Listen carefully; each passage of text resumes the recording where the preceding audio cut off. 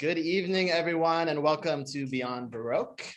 My name is Quentin Ring, and I'm Beyond Baroque's Executive Director. And this is a very special evening for us because we are celebrating the release of What Happens Next is Anyone's Guess by Carol Potter. This is the newest title in Beyond Baroque Books Pacific Coast Poetry Series imprint. We've got Carol here to read with us. We've got a great lineup of readers to read along with her. We've got the series editor, Suzanne Lummis, to host the evening. And we'll go ahead and get to all of that in just a second. But before I get started, I would like to say a few words about Beyond Baroque. I'd like to begin by acknowledging Beyond Baroque's presence on the traditional, ancestral, and unceded territory of the Gabrielina Tongva peoples. We acknowledge the wrong done to these peoples through settler colonialism, genocidal practices, and the violent dispossession of their land. As an arts organization, we are committed to uplifting Indigenous writers and communities.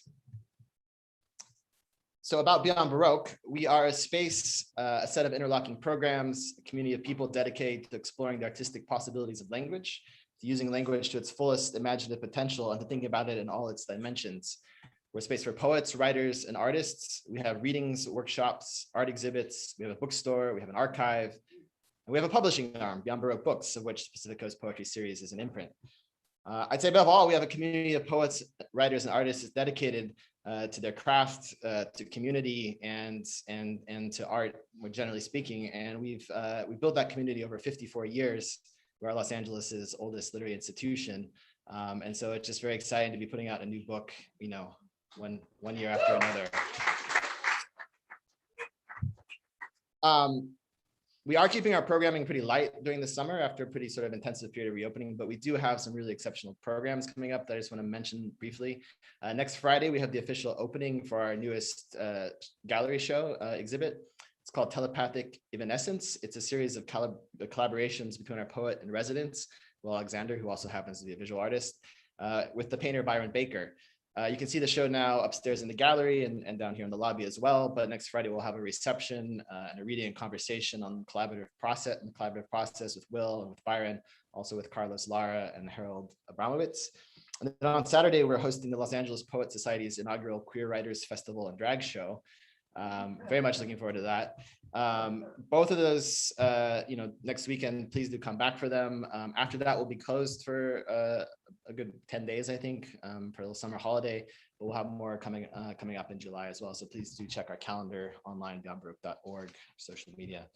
In order to continue all of the work that we do, we really do need the support of our community. So please do consider becoming a Beyond Baroque member. If you aren't already one, it starts as little as $50 for an individual membership, $75 for a dual membership. We're keeping our events free for the time being, and so that helps us continue that. If we do have to charge, you'll get in. You still get in free if you're a member or for a discount, depending on the program. And it really just does help us do everything that we do here. But in any case, so much for the preamble. Let's get to the reading. I just want to say that this is an absolute honor and pleasure for Beyond Baroque to publish What Happens Next is Anyone's Guess. Carol is a spectacular writer. We're absolutely floored by the manuscript. And I just also want to say I'm very grateful to everyone who worked on this book, most notably our editor, Suzanne Lummis, our associate editor, Liz Camfield. I also want to say thank you to our assistant director, Jimmy Vega, to our publications interns, Angeline Keck and Jade Lacey, and to our programs coordinator, Yvonne Salinas, for helping organize this launch. I also want to give a very special thanks to our co-readers for the evening, Mariano Zaro, Xochitl-Julisa Bermejo, and Sarah Van Arsdale. Really appreciate you being here to read with us. But above all, I want to say thank you to Carol Potter for writing such a beautiful book of poetry. I really just can't wait to hear you read from it. I actually can't see where you are because it's very dark, so I'm looking around. So that's pretty much all I have to say. We have Suzanne Lummis here to host the rest of the reading. Suzanne is one of the most brilliant poets, curators, and we're very lucky to have her as an editor as well. So please welcome Suzanne Lummis to host the rest of the evening. Thank you so much. Thank you, Quentin. Definitely the most brilliant director of any literary arts center for poets in, I think, not only LA, but in all of Southern California, and very probably in all of California. maybe in all of the American West. That's possible. It is entirely possible. I don't know of a better one anyway. Okay, I want to first crack off the bat, thank Henry Morrow, the late Henry Morrow, who died a little on the young side. I would say he was young because he was a couple years younger than I am now, and I consider that too young to die. He founded the Pacific Coast Poetry Series with his own money and just up and did it. And he was in the Beyond Baroque board at that time. I was in the board. Liz was on the board. And he said, I'll be the funder, founder. You edit it, you assistant edit it, and we can make this work. And then we thought, that's great. And then we spent a year trying to figure out what the hell are we going to do? Who are we? What are we about? And what are we going to publish first? And what is our name? Because we didn't even have a name at the beginning. We had nothing. And I was just talking to Liz over there, over by the snack table, about even with this one book, what a long way it seems like we came from the very early finding the manuscript to it being in print. And you wouldn't think so with just one book. How hard could that be? You have no idea of all the drama and the complexity and the troubleshooting and the adventures that can sometimes take place behind the scene. For example, I'll give you one example of an interesting adventure. Not everybody agreed about what the color of the background should be. Some people wanted it to be an extremely intense color. I like intense colors. I favor intense colors, but I didn't think it was right for this book. And Liz also didn't feel it was right for this book, but other people wanted the intense color. And they were saying, no, not beige. It shouldn't be beige. And I was saying, but you haven't even met Carol, and you don't understand her poetry the way I understand her poetry. And then Mariano came in and he said, it's not beige, it's cream. I'm for the cream. And then people went, oh yeah, maybe that would work. And then Quentin came in and made an executive decision. He said, it's going to be cream. Okay, the end. And so these are the kinds of things that happen behind the scene that nobody knows about. I failed to get from all the other readers. I wanted to get a bio note from each of you, but I got involved with availing myself of some grapes and a cookie instead. So I should do it right now, right? Sarah, let's see. So first of all, Mariano, I've got a note on. He's going to be reading his new poems, new poems. I think he's going to debut some poems that maybe nobody has heard before, or at least we have not heard them, not us in this audience. And some of them have, did you say scientific notes in biology? Yeah. Okay. Some of them have scientific notes in biology. So anything else you wanted to tell us, Mariano, or that we should know? That'll be good for a start anyway. Sarah, and I, there you are. You want to yell out something you would like people to know? I wrote a lot of these poems at the end, like towards the middle to end. Oh, you mean the man whose name must not be spoken? Oh, yeah. Oh, me too. I have a lot of those poems too.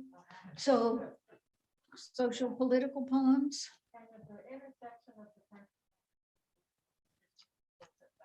Okay, I'm on it. That's very much one of my areas too. Good. Okay, so we have poems with biology, and then we have some social political poems from the last administration. Xochitl, there you are. Anything that we should know? They're love poems. We're getting a nice mix, and we didn't even really plan this, but it's all coming together, the whole spectrum of possibilities. Okay, love poems, are they newer or older or both? Are you in love now? Okay, the good. All right, that's why maybe we did plan this, because it's genius the way it's coming together. So I will say a little bit about Carol, and as I was talking to Xochitl earlier about the process of going through manuscripts and selecting and looking for something, searching, especially when it's even harder. It's a lot harder when you're not assembling an anthology or a literary magazine, but you're looking for just one manuscript out of all these assorted manuscripts that come in. And in the process of doing this for a few years, I've learned a lot about how that works, at least for me. And sometimes you come upon a manuscript, you open it and you know right away. No, sometimes I feel like I know almost the moment my eye hits the page. That would not be true of anybody's poetry here today. I'm talking about some other people, probably people who live far away, not even in Los Angeles, maybe somewhere in the Midwest, they write like that. But some of us who do this type of work have had that experience where you know almost immediately, especially when there's lines of all capital letters, things like that. Other times you read a poem or two and you're thinking, could be, there's something here. The person can write, the guy can write. And then you get a dozen pages in and you begin to feel like this might be a chapbook, not a full-length book. Because there's a repetitiveness, or because there's a lack of surprise, or because after a while you're going, okay, I get what this is about.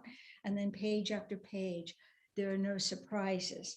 So with Carol's, I sometimes ask people, my students, for example, and people who aren't my students, and people who I'm standing behind in line at the supermarket and I strike up a conversation with them. I mean, just all kinds of random people. I say, yes, at what point I became interested, keenly interested in Carol's book, or something awakens. Where's Carol? You want to guess at what point I became interested?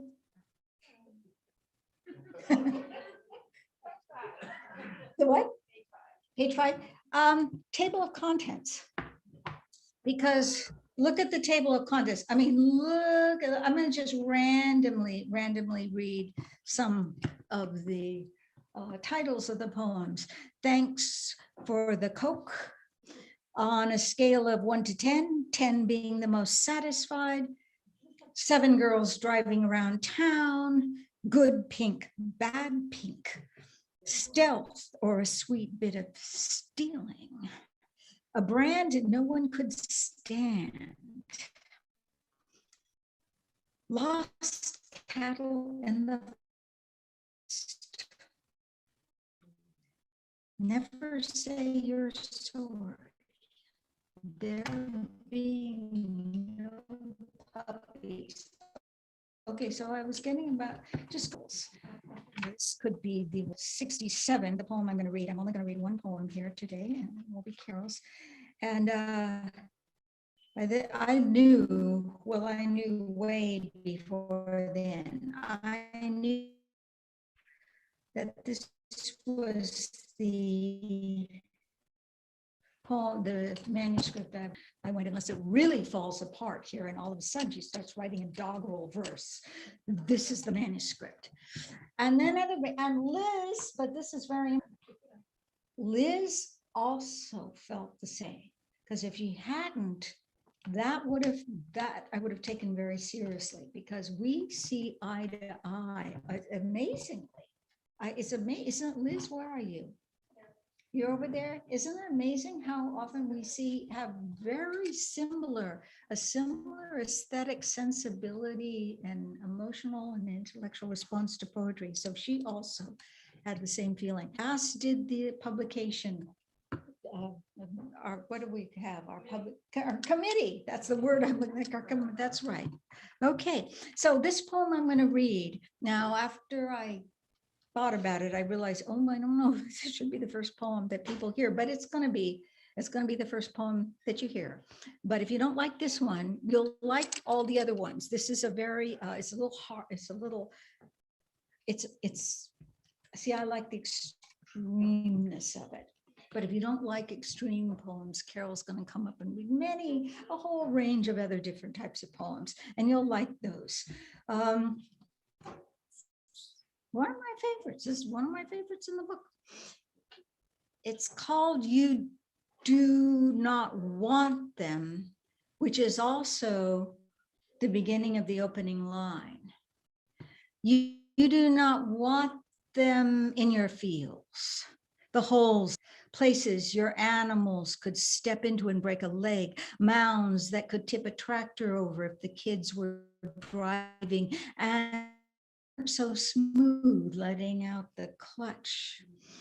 And yes, this is a farm story, which is what those of us who grew up on farms have always secretly known is the only story.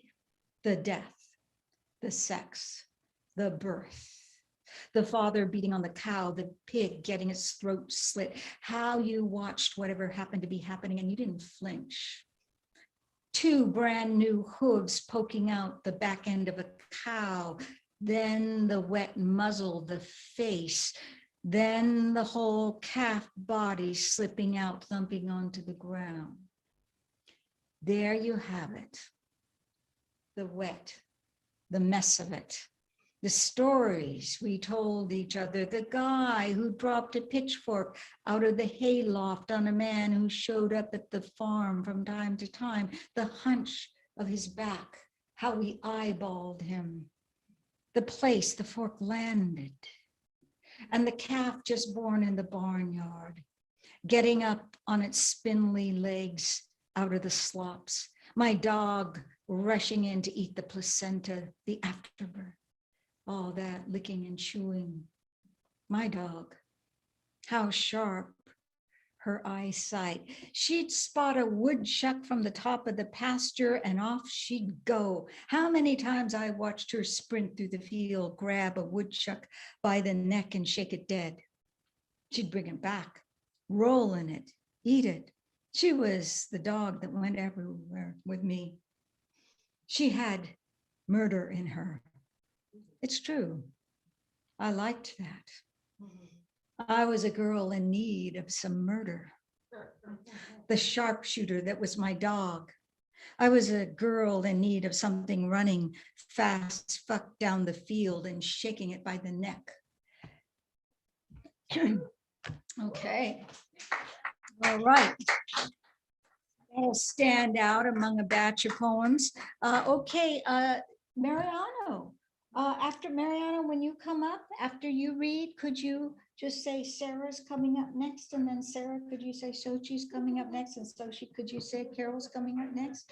Okay, that'll do. So I don't have to walk back up here in my old age because, you know. Okay.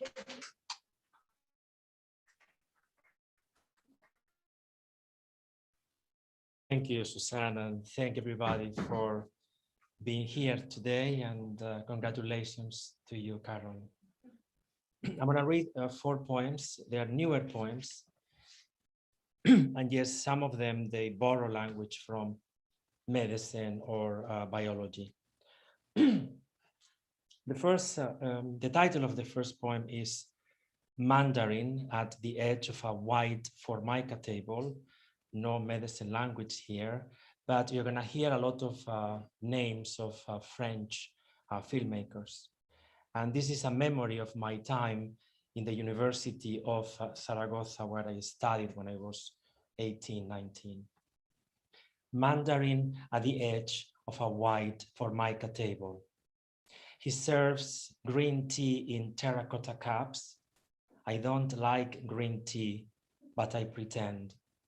On Wednesdays after class, I walk with other students to the French professor's apartment, one bedroom, well lit, windows facing the university park.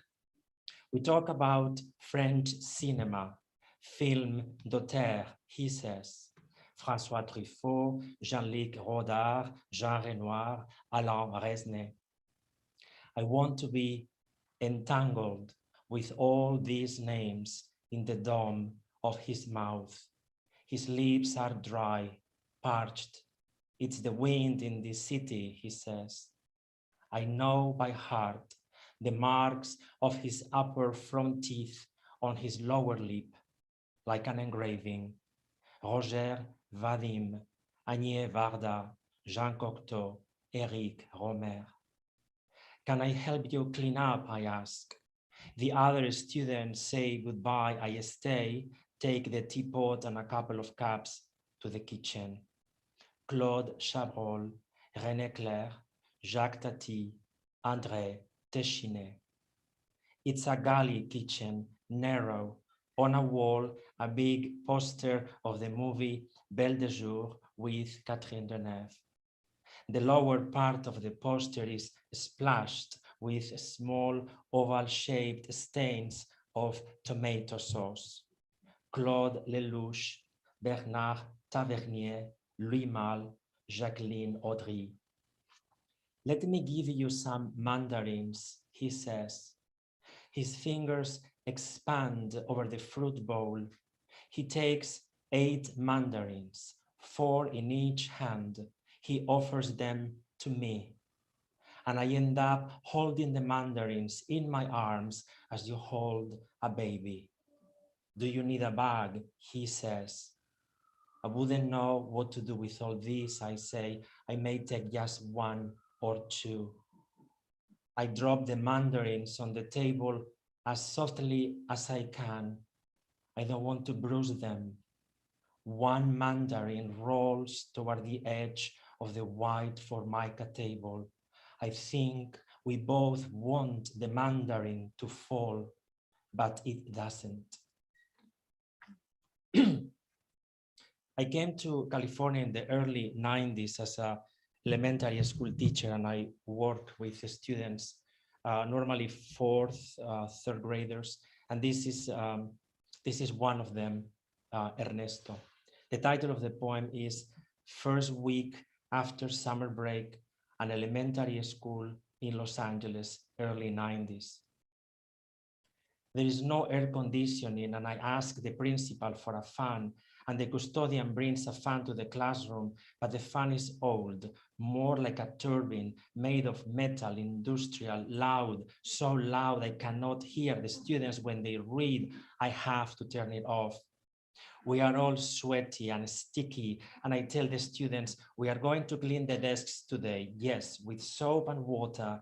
Go to the sink, open the faucet, wash your face, get a paper towel or 2, clean your desk or not, splash all you want, who cares? I go to Ernesto's desk, and before I say anything, he tells me, I know I can't wash my face here, maestro, I know. Ernesto's left eye is covered with an adhesive patch the color of caramel. Ernesto is 10 years old. He went to visit his grandmother in the summer and playing with other children, playing with canes and reeds by the river. Something happened. Algo me hirió el ojo, maestro. This is what he tells me. Something wounded my eye. No fue culpa de nadie. It was nobody's fault.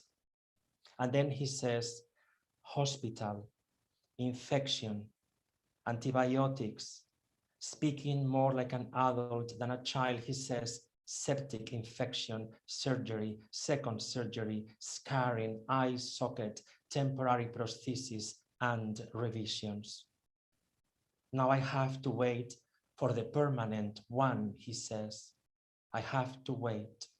The doctors are all very nice to me, very nice, and I still can do everything, maestro. It doesn't hurt. Today, I want to say what you told me in that classroom, Ernesto, so many years ago, that it doesn't hurt.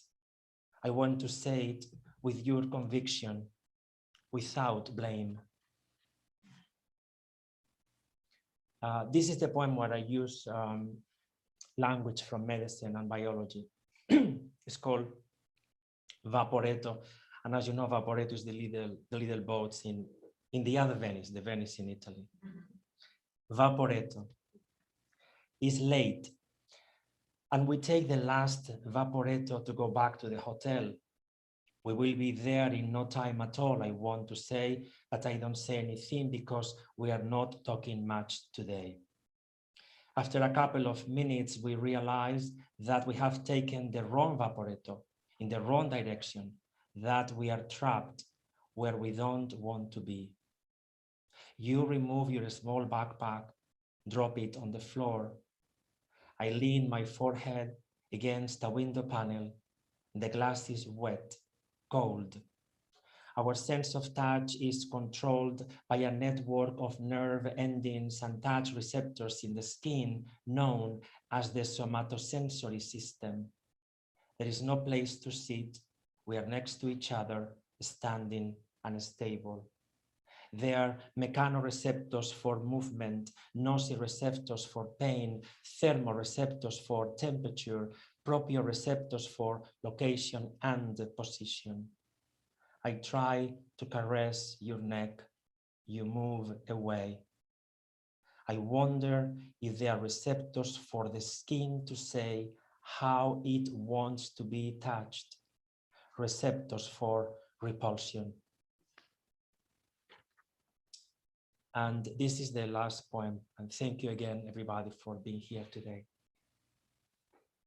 This is a childhood memory. Brother, who is this boy? I ask my mother. I am pointing to a black and white picture framed on a bookshelf. He is your brother, she says. The toddler is standing next to a stroller, wears a small hat. It's a summer day. This is not the first time I have seen the picture. This is the first time we talk about it. I am 6 years old.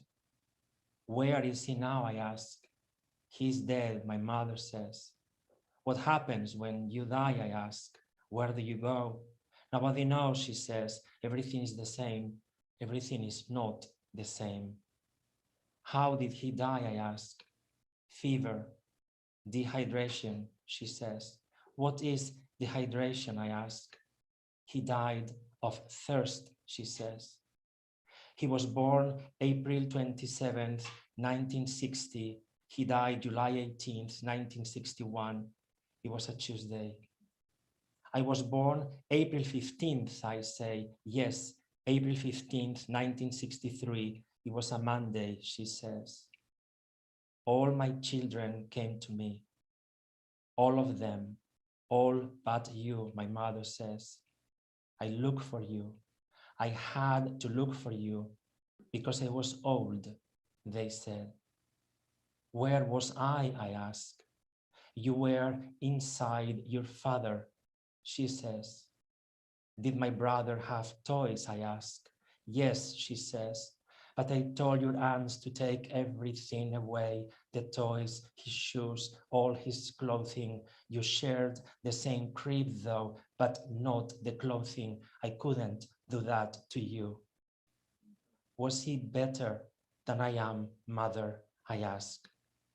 She touches my hair. He was strong, she says. He brought you here. Thank you very much. Thank you.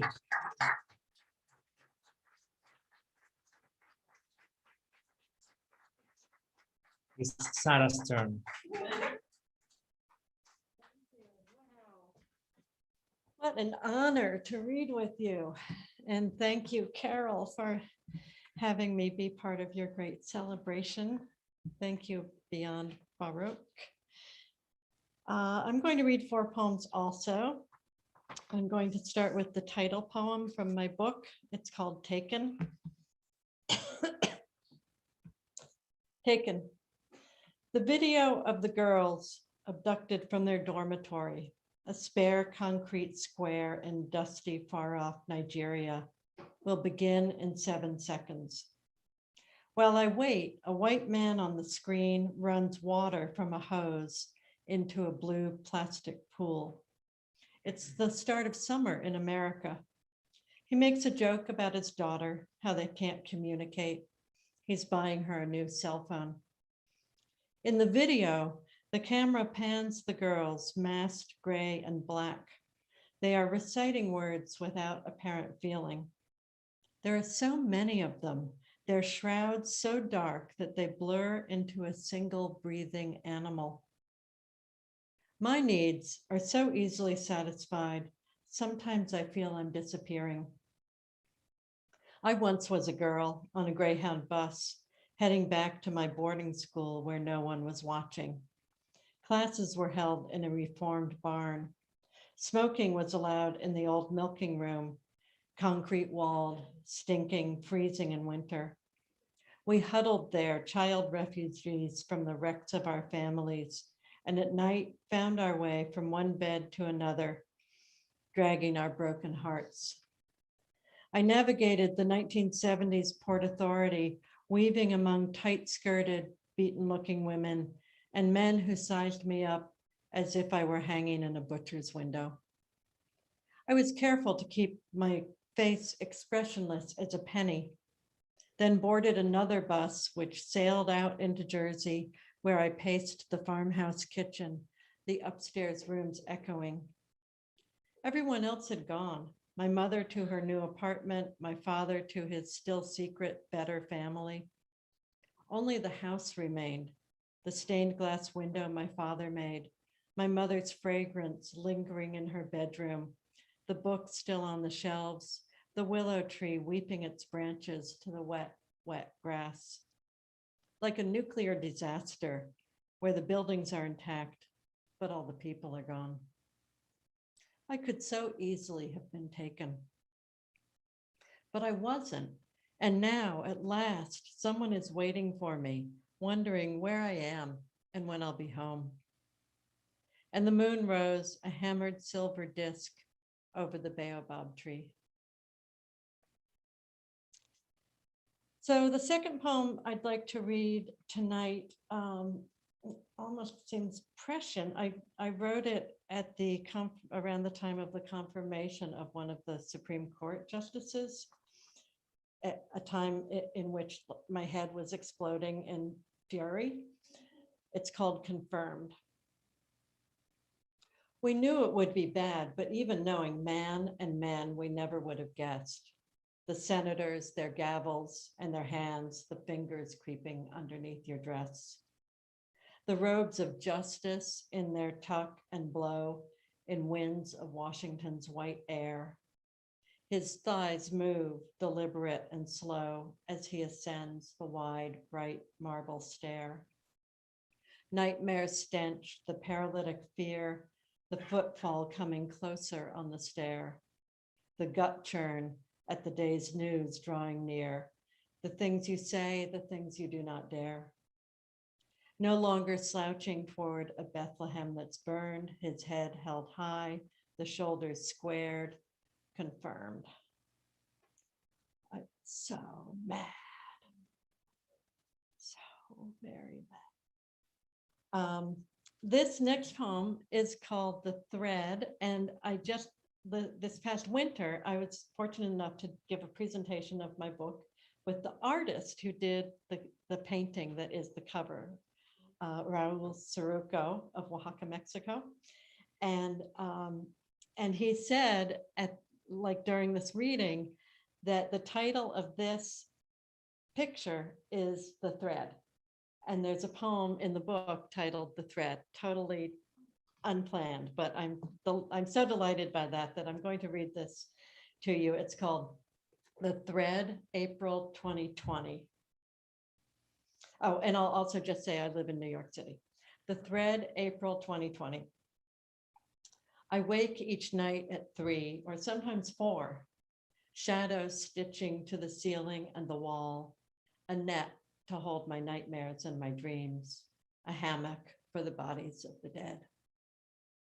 Stilled light tilts from the silent street. I rise and thread from room to room. Outside, the darkened garden sleeps and swoons as if anesthetized.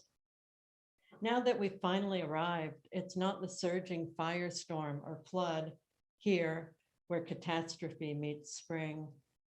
Mute the day, more muted is the night, pierced only by the stars and by the sirens who.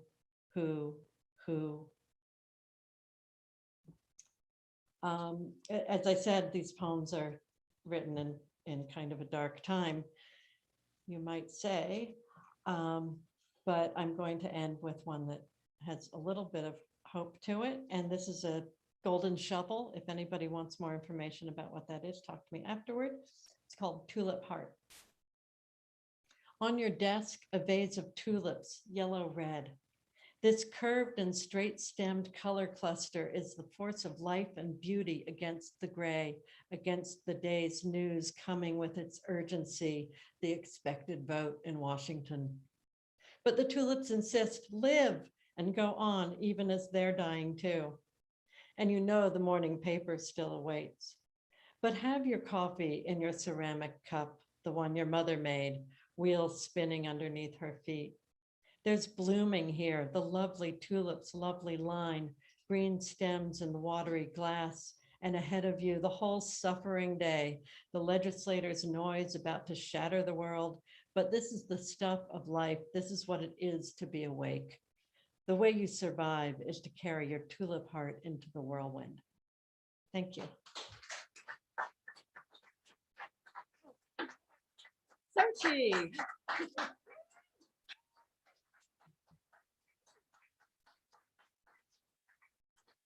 Thank you, folks. Thank you to everyone at Beyond Baroque. It's so nice to be back and so nice to see familiar faces. It's just like, oh.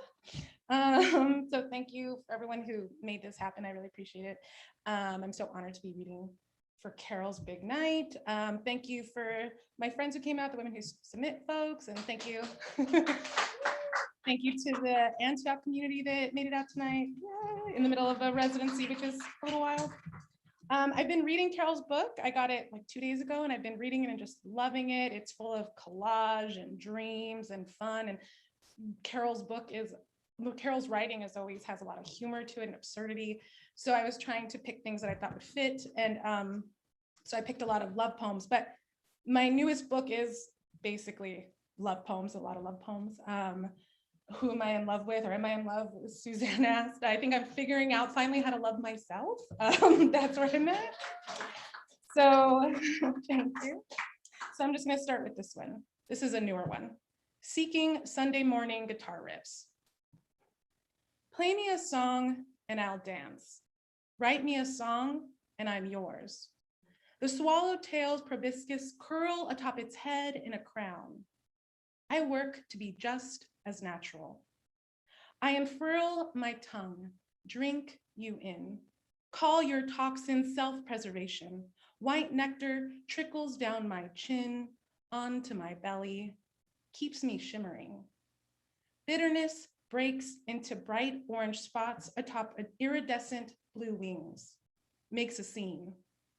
You magic me into song, and I'm platinum in party goers' ears, playing on and on. Thank you. And then I thought I'd read a couple of love poems from my old collection. And like I think in the last year, a class read it, which was so exciting because it's 6 years old now. And I was like, I don't even know how to answer these questions. I don't remember the poems anymore. But it was so sweet because one of the students were like, I see you're so honest and I can see you're searching for love. And I just am so appreciative of you putting that on the page. I'm like, you saw that? Like, it was just so heartwarming. So these are a couple of my older love poems. I'm more desperate than the newer stuff. This is August Rose after Eileen Miles. Today, exploring a poet's novel, I discovered a girl named Rose. The poet, Eileen, fell in love with Rose. It was a first kind of love. Rose was the first to share with Eileen her son, and she in turn was awakened to her own inferno. That's what roses are like, boastful burning birth and alluring radiant death. Suddenly, I felt a need to pick Rose from the pages and swaddle her in my arms. Rose, the perfect name for a baby. But I just had an IUD inserted into my beautiful cervix in a sterile room with posters of ballet puppies posing over my head. And now I can choose to not be pregnant for the next 5 years. By then, I will be 37 and my ovaries morning blooms browning at the tips by noon. The insertion was days ago, and my velveteen vagina is open, red, and raw. My uterus cramps and squeezes in this body, and this body doesn't know what it's fighting, but it wants a break. But wait, I wanted this poem to be about new love and the magenta roses he placed at my door with handwritten notes saying, thinking of you. The roses he snipped from their stems, the roses I placed in my hair, the pink petals he scattered over gray sheets, those shriveled petals I still find under my bed. I wanted Rose to represent what rose up in us that infernal August. But now I fear this love will wither too. But maybe that doesn't matter, because from the moment I saw Rose unfold over a yelling page, I felt her wrestling inside my body, desperate to be known. Thank you, thank you. I also have some April 2020 poems.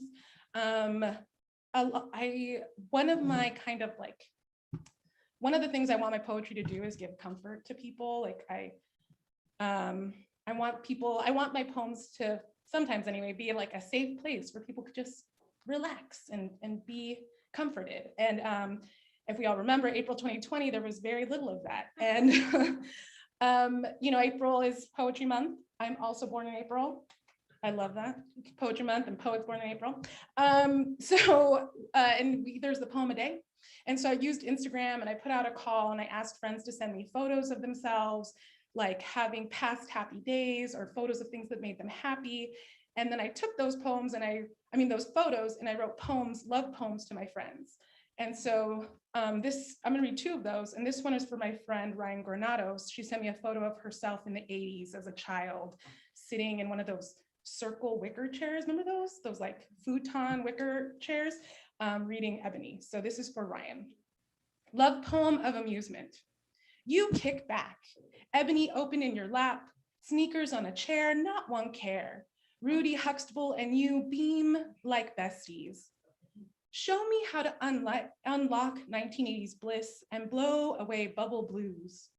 You once told me your eyes are always shut in photos. You said it like steamed broccoli, but your eyes are cotton candy, and this is no rainy day. Sweet, ask eyes to spin kinder futures and us again together. Thank you. And this next one is for my friend Maggie. She sent me a few photos. There was a photo of this like awesome coat that she found at a thrift store, and there was a photo of a bonsai, and so this came out of that. And she's also an amazing mother. So this is for Maggie. Love poem for mothers and daughters. You're a boogie down bonsai when the music goes, get down, get down. How might it feel to be a leopard cuff, tiger heart, starlight lapel? Shake a log, girl. You're so bright, you gotta squint.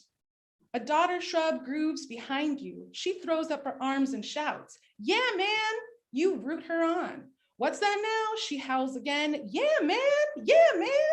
You call back and forth like a marvel. Trunks quake as mothers and daughters orchestrate a sunny day despite the storm. And then this is my last one. I was also kind of looking at photos and arts that were made by people in bed during those days, like Frida Kahlo's paintings of her in bed. And this one's inspired by John and Yoko's bed-in. So this is She Is Me, But We Are We, after John and Yoko's Bedin. Forget what they say about suns and sunsets. The key is together. We can get it together. We can smooth fresh ivory sheets across a king, arrange sugar chrysanthemums in bountiful bouquets about the bed. You'll tune a favorite guitar, the hand-me-down that fits right in your lap, fluff a pillow for her to sit. Don't be afraid to call her love, or the rectangle floating in the middle of the room, island, beginning a great society. She won't be afraid to pen a philosophy from salvaged lines about your hands, the way they finger frets and stroke strings when they request a song, which she only requests when necessary. Together, we can invite the children, welcome picture books and teddy bears, elect Mr. Bear Queen, allow them to appoint family chancellor. Together, we can watch jaded edges lose their teeth, hear our voices pour like cream when songs are about peace or moons or roses or any fucking cliche we can think to sing. Thank you. And then,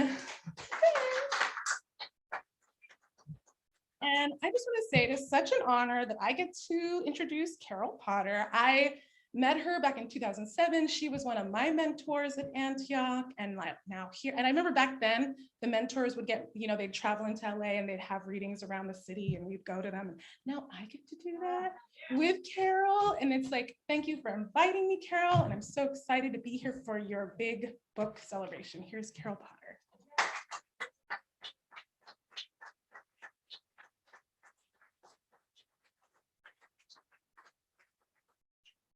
Wow, this is a terrific evening, and thank you so much to Beyond Baroque, to Justin, Yvonne, and Suzanne. Thank you for that great reading of that poem. And Liz for the wonderful editing. It's just really been great, and I'm so honored to have this book here. And I love what came out finally with the cover. It's really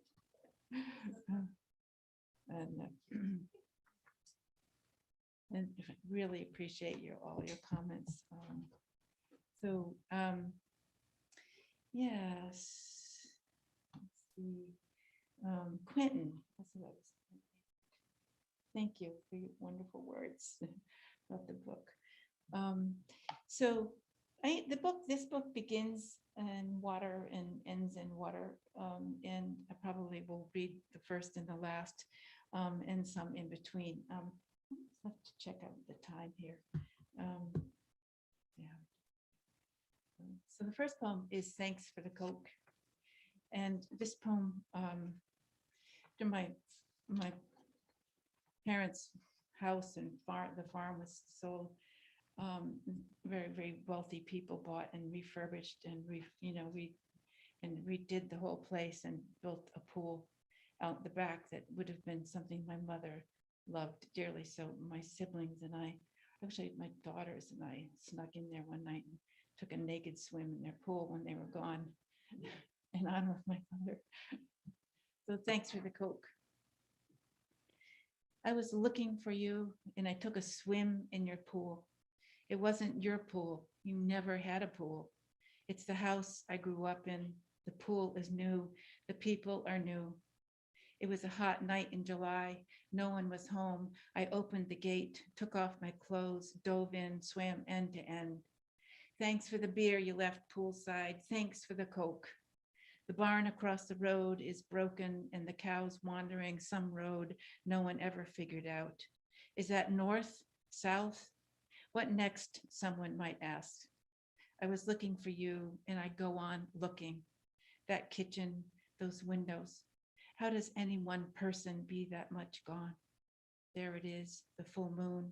So cold tonight, it's like the moon is a hole in the sky through which all heat goes.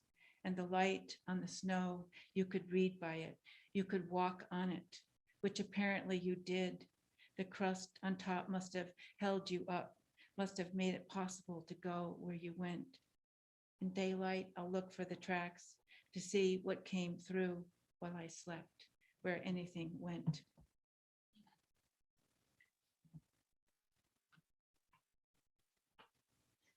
What moves? What moves might eat you or save you, might be what you were looking for all along, or what was looking for you the whole day. What moves? The leaves on the trees, the dog across the field, then rolling in something dead to keep it, mark it, let anyone know it coming along behind him know it was his. Then later finding a skull and chewing on it, the dog as grave digger, as placekeeper, sound asleep when the coyotes put up their yell from that crack in the earth coyotes call from. What moves will be something alive, is the water tumbling through the trees and you need the water. Your own mother diving into it whenever she could find it. You learned to drink. You drank from her, though she sat quite still while you did it. What moves is what you need. The sky spackled at the top of the hill, the wind that came blowing down, the sky, the wind poking at the house. What moves might eat you or save you. The water you dove into to grab your mother who had dived into something much too shallow to be diving into. The water your mother's mother dove into to pull the child from the water, though it was too late. How still that child was in your grandmother's arms. How still your mother was when she was watching it. Your grandmother laying the child down in the sand. How the water kept on moving like nothing had happened. How the sky kept on moving. How the breath moved in and out of all the people's lungs come to see the child lying still on the sand. How still your mother was when she left you, when she pulled that last breath out of the room. How what moves might save you or eat you. How quiet, how like the sea would be if it stopped. How stopped, how quiet, what saves us, what eats us.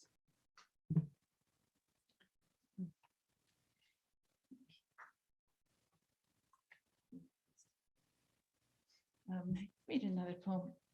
One with others is a little lighter. Actually not. One with others. I was spending a day deciding to be happy. There was a wrong taxi ride. I wasn't there. I was in line waiting to register. I was being happy, humming something unidentifiable. I was being patient. A woman in front of me had been waiting an hour. We were being ignored. We were being nice. There was a war on, but we weren't sure which one it was. The sky lit up, whether it was day or night. Some delays here and there. People trying to put one thing alongside another. This didn't fit with that and the other not with this. There's the happiness we're all decided on, that purpose, the class and the sweet we go on eating. I was being one with others. I was going along with the program. A woman said to me last night that happiness is a matter of choice. Some people choose to be happy. Others select a course that leads to frustration and disappointment. You have to make a choice, she said, smiling at me. I was being cooperative. I was trying to tell night from day, but the stars weren't out. I spent a day doing it, trying to figure out who was winning the war and which happiness I had, how I was laughing and my lip was bleeding and no one had been biting it. Stealth. This is a kind of a love poem.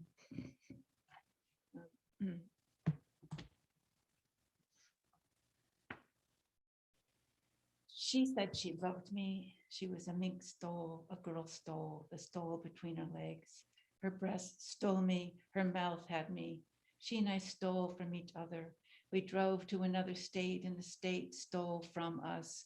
Jesus stole something. There were signs along the roadway, Jesus saves. We were stealing ourselves quietly by ourselves so no one could see. There were cicadas stealing the silence from the air, stealing our words, cracking them together between their legs. We were stealing the state we got stolen from. There were bees in the apples stealing sweet meat from the trees. There were apples on the ground stealing dirt from the earth. There were stealers stealing around us, singing their bird songs.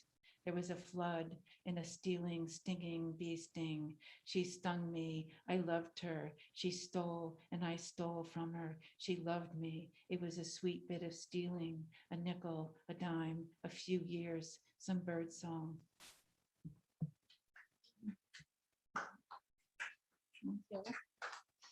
For the next, I'm going to be, I'll read a couple of poems from the second section, which are dream-based, but you know, embellished and you know, not never quite following the dream itself, but you know, imagining something beyond it.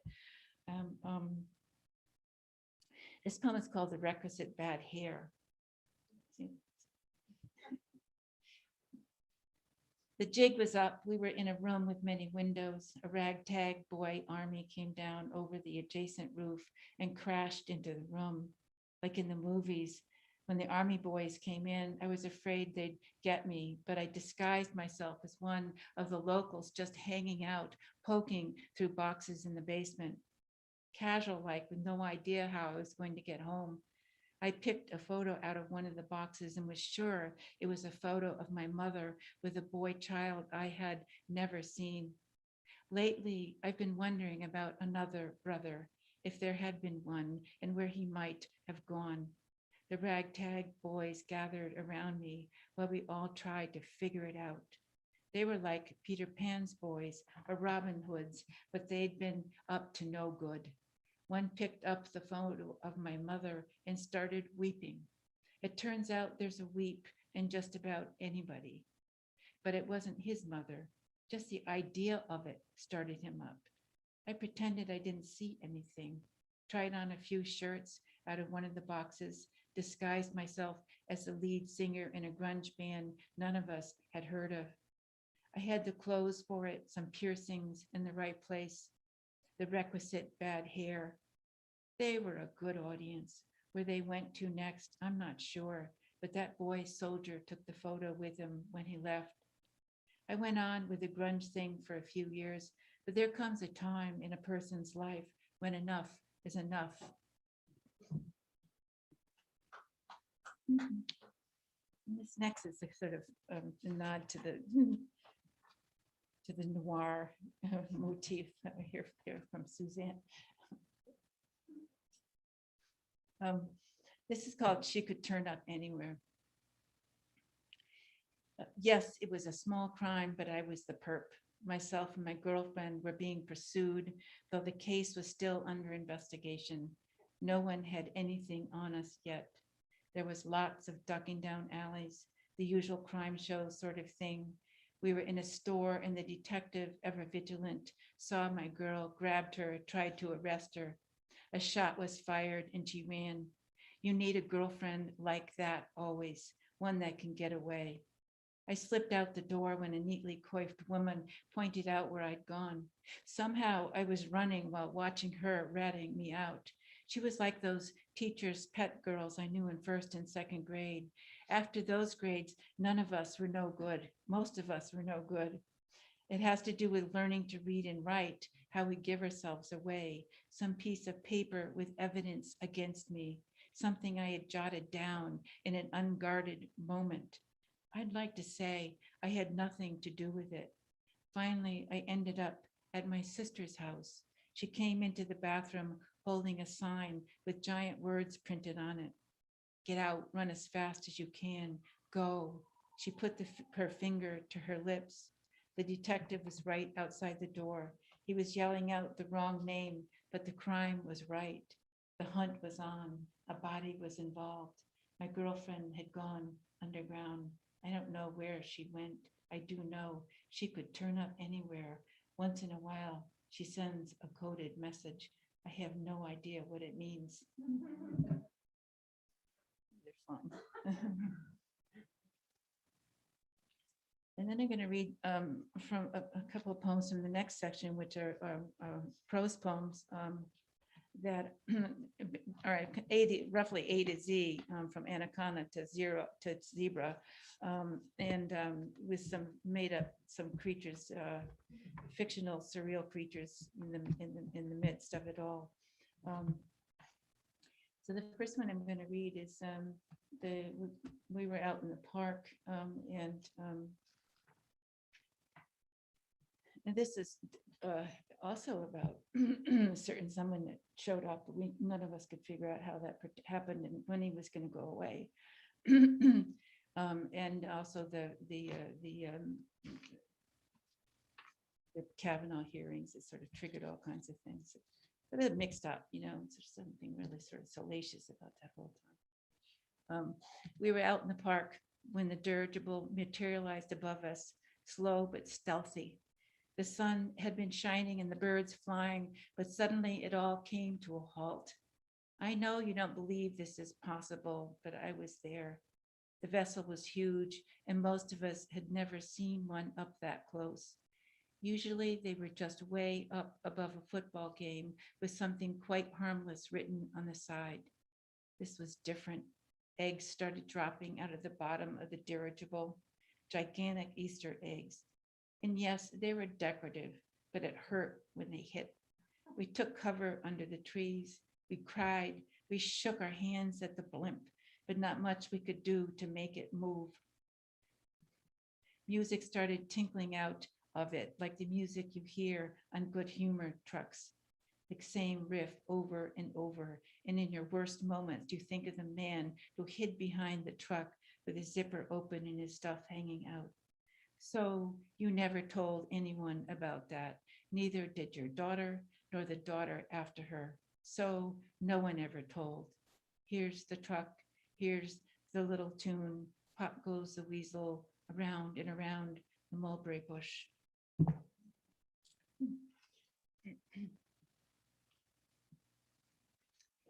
Okay, so this is one of the concerns in the book is about our evolution, or maybe our lack of evolution as a species, and whether or not we've evolved at all, I don't know. So this title is When the Archaeologists, that's the title, first line. When the archaeologists dug up the giant ape from our backyard, I was not surprised. Certainly something huge had been lurking there.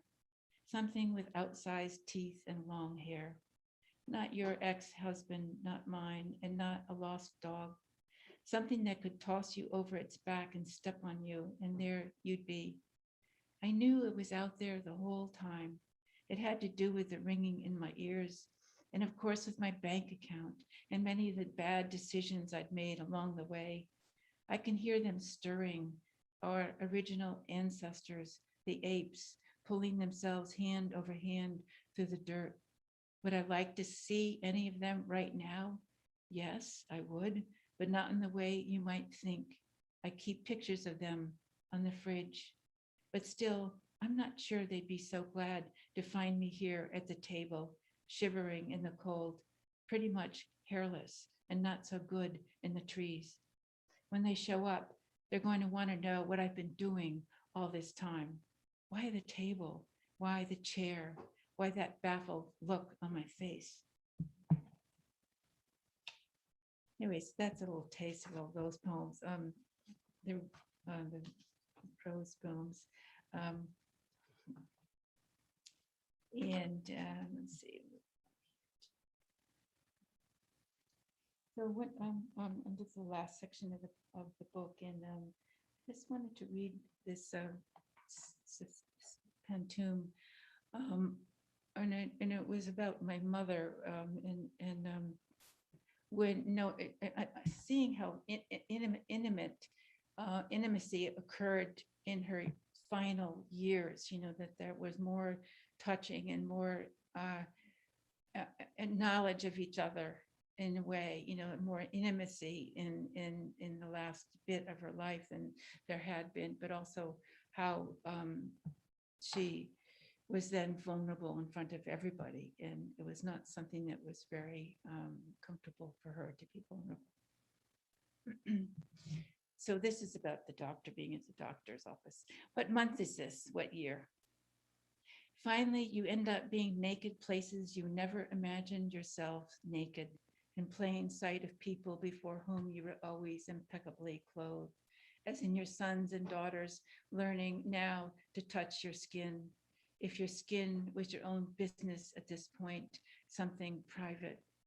In plain sight of people before whom you were always impeccably clothed. We touched your hair, smoothed down the spot you missed with a brush. Your skin no longer your own business at this point. Nothing private. My brother and I exchanged looks above your head. We nod at the doctor. We touched your hair, smoothed down the spot you missed with a brush. You pick at a red mark on your forehead. I put your hands in your lap. My brother and I exchanged looks above your head. We nod at the doctor. He taps your back, asks you questions. What month is this? What year? He doesn't scold about the red marks. You keep your hands in your lap, trained as you were as a child to sit up straight, polite, obedient. Doctor listens to your heart. He wants to know what month this is, mother. What year? You answer carefully as if there was some comfort in it. Trained as you were as a child to sit up straight, obedient. Your sons and your daughters learning now to touch your skin. You answer each question thoroughly as if there was some comfort in it, sitting up naked in places you never imagined yourself naked.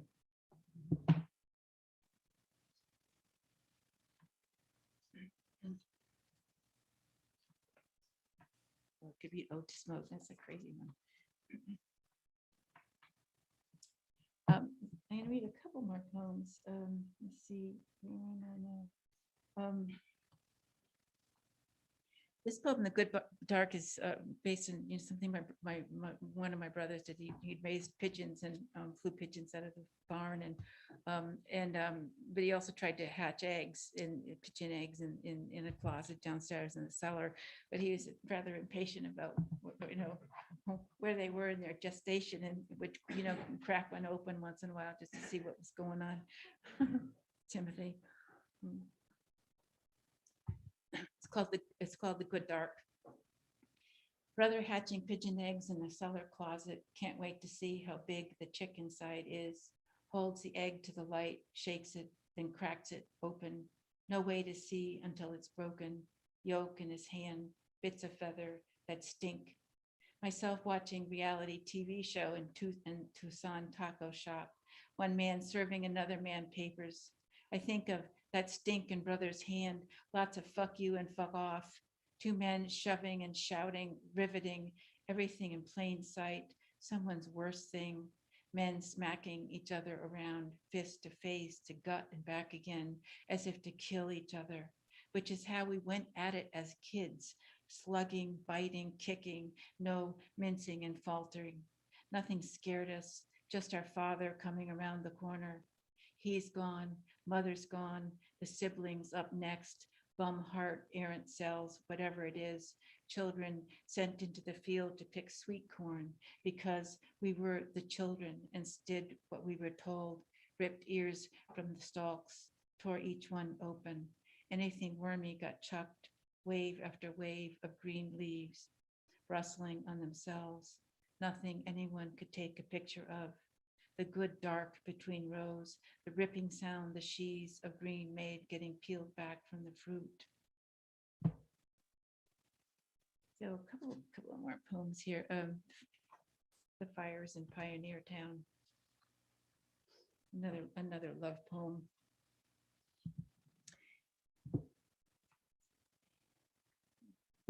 I get all my comfort from nature, she said, and there was nothing anyone could tell her. I wanted to hold her, wanted her to hold me, but she was obdurate, as in refusing to change one's course of action, as in mulish, pig-headed, inflexible. When I see palm fronds glittering in the sky, I am reminded how we loved each other, the touch of her skin on mine, her hand entering my body. But when we broke hard, like the neighbors across the valley, fleeing the fires. Unable to save their animals, they left everything behind, nothing but cellar holes, chimneys, metal posts remained. 3 nights the fires burned, flames igniting the pines one by one. Sometimes I remember this in my body, grateful as I am to it for taking me this far, for how desire links one place to another, the skin and tongue and hand of it. Every time I think of her, I wish all of us well, what we break, what we can't fix.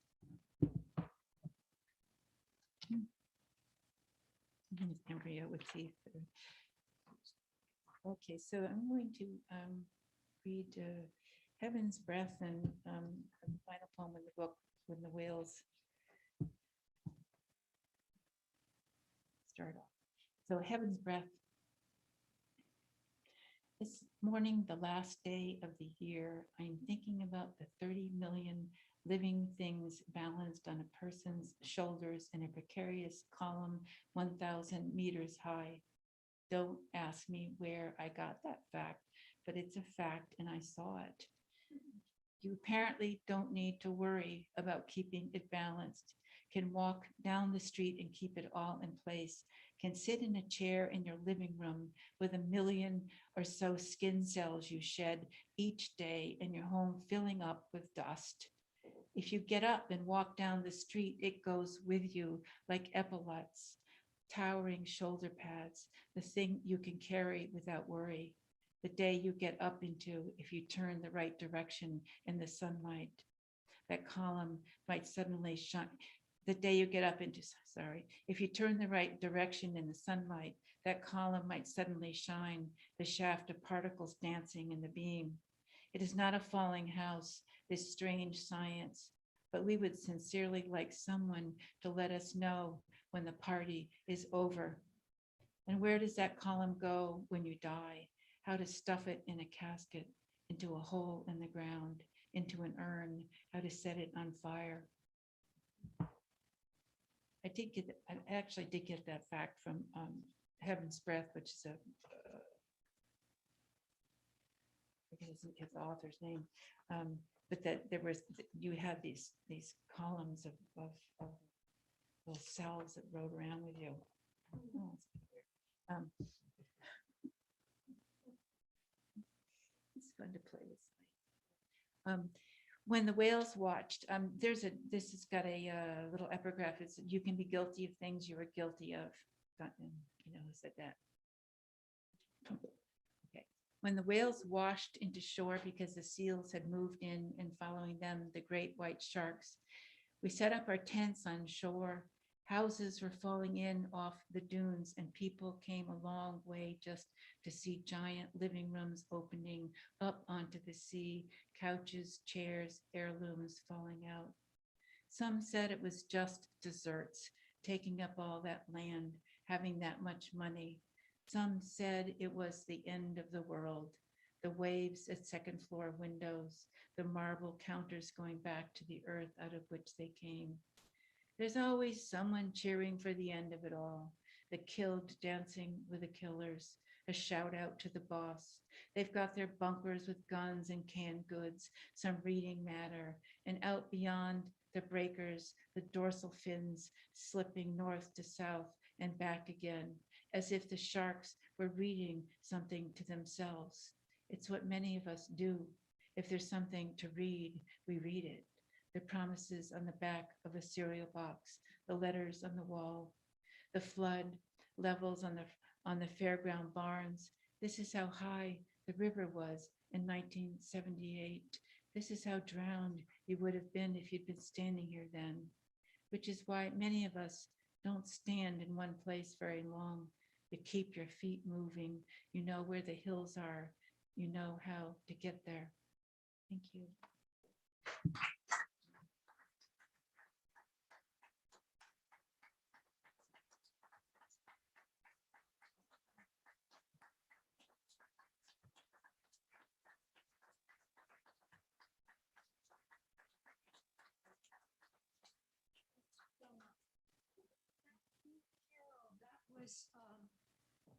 You could have gone on for another half hour or two and I think held the attention of the audience, which isn't always the case.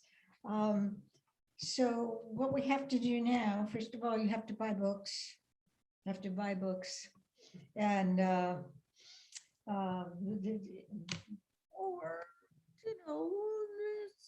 at least if you don't buy a book, we won't stop you at the door. We won't, lock you in until you buy a book or anything like that. If you can't buy one tonight, buy one when you can. And remember, don't forget, Christmas is coming up in a few months, just a few months away. And it's not too early to start the Christmas shopping before the crowds. And the other thing you want to do is go out, have some snacks. I have to introduce the cake I brought. So the cake I brought, well, if you're adverse to butter and eggs, that it's not a cake for you because there's so many eggs in it. I had to even go buy more eggs. I already had eggs, but not enough eggs for this cake. And I even had to go buy more butter, special butter. However, I did really skimp on the white sugar. Maybe too much, I don't know, but I just went very easy on the white sugar. But then I made up for it with the Jack Daniel's whiskey, because it's a chocolate whiskey cake. So it was supposed to be a third of a cup, but I had some left in the bottle, and I went, what the hell, I got to get rid of this bottle. Just poured it all in. But it's okay if you don't have a designated driver, because when you bake these cakes, all the alcohol gets baked out of it, according to legend anyway. And however, I just want to mention, I think if by any chance, if you ever make this cake and then there's quite a lot of the batter left in the bowl after you poured it into, the two tins and so on, and you eat this batter, there's a lot of batter in the bowl, it could have an interesting effect on you. Especially if you really poured a lot of that Jack Daniel's in there. Not that I am speaking from experience or anything like that. I'm just speculating that if you happen to eat a lot of the batter, it could produce an interesting result. So that's all. Anybody else want to talk about the snacks that they brought? Any backstory behind the grapes or the cookies? Okay, Quentin, do you want to say anything? Any extra things that people should be attending here at Beyond Baroque? We covered it. Okay, thank you for coming.